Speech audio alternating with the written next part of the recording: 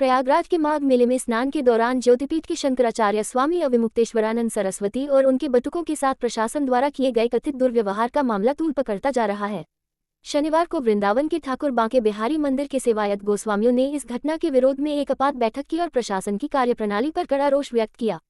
स्थानीय guest house में आयोजित इस बैठक में सेवायतों ने एक स्वर में कहा कि शंकराचार्य जैसे उच्च धार्मिक पद की गरिमा के साथ खिलवाड़ बर्दाश्त नहीं किया जाएगा। गोस्वामियों ने आरोप लगाया कि प्रशासन ने न केवल प्रोटोकॉल का उल्लंघन किया, बल्कि संतों और बटुकों के साथ अशोभनीय व्यवहार भी किया। बैठक में सर्वसम्मति से निर्णय लिया गया कि वृंदावन के सेवायतों का एक प्रतिनिधिमंडल जल्द ही प्रयागराज जाएगा। वहां पहुंचकर सेवायत न केवल शंकराचार्य महाराज को अपना समर्थन देंगे, बल्कि इस घटना के विरोध में अपनी एकजुटता भी प्रदर्शित करेंगे। चल रही है माघ मेले में सनातन हिंदू धर्म के सबसे बड़े धर्मगुरु शंकराचार्य जी के साथ किस तरीके का दुर्व्यवहार किया गया है और ब्राह्मण बटुकों को उनकी शिखा पकड़कर खींचा गया है, उनको निर्वस्त्र करके पीटा गया है, उनके यज्ञोपवीतों को खाड़ा गया है, तो ये सब बड़ा निंदनीय कार्य है। सरकार को इसके साथ बैठ के सामंजस्यता बैठानी चाहिए। सरकार के चहेते संत अपनी गाड़ियों के साथ वहां प्रवेश करके और स्नान कर रहे हैं और एक शंकराचार्य जी जो कि एक पालकी में जा रहे हैं, जो कि सनातन धर्म के सबसे बड़े धर्मगुरु हैं, उनको देखने के लिए लालायित रहते हैं भक्त, उनकी रज लेने के लिए लालायित रहते हैं। इसी तरह की अव्यवस्था ना हो तो वो इस तरीके से पालकी में बैठ के जा रहे हैं। हमेशा वो इसी तरीके से स्नान करते हैं। उन्होंने कोई नया कार्य नहीं किया, लेकिन सरकार के चहेते संत अपनी गाड़ियों के माध्यम से संगम नूस तक पहुंच रहे हैं। उनके लिए व्यवस्था है और सनातन धर्म के सबसे बड़े गुरु आदि शंकराचार्य की परंपरा से जो 2500 वर्षों से चली आ रही है, जो इस धर्म की ध्वजा को उठाए हुए हैं, उनके साथ इस तरीके का दुर्व्यवहार हो रहा है। सरकार को मिलकर सामंजस्य बैठाना चाहिए और हमारे माननीय शंकराचार्य जी का स्वाभिमान वापस लौटाना चाहिए, क्योंकि वो देश की, हमारे धर्म की सर्वोच्च संस्था के आचार्य हैं।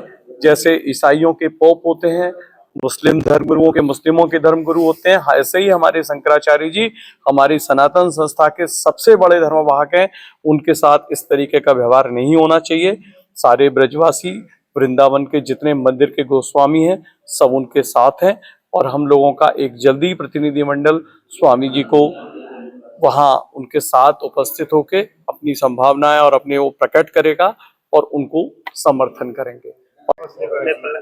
देखिए, हमारे देश में जिस तरीके का अब स्थितियां बन गई हैं, अभी तक तो उत्तर प्रदेश में जितने भी तीर्थ थे, तीर्थों के साथ में मंदिर थे, उन मंदिरों का अधिग्रहण, तीर्थों पर लोगों को हटा करके वहां उनको ब्रॉड करना, पुरानी संस्कृति को के साथ खिलवाड़ करना, मंदिरों पर अधिग्रहण करना, यही चल रहा था।